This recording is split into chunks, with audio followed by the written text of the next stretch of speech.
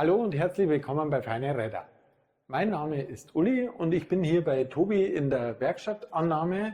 Und Tobi, warum ist es wichtig, dass unsere Kunden einen Werkstatttermin über unsere Homepage buchen? Es geht darum, dass wir Zeit haben, dass wir uns zusammen unser Radl anschauen.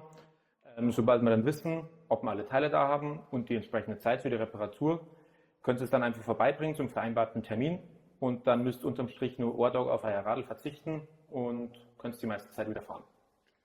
Also bucht einen Termin über unsere Homepage. Tobi hat dann Zeit für euch für die Dialogannahme und in Summe können wir die Wartezeit, bis ihr euer Rad wieder habt, deutlich verkürzen.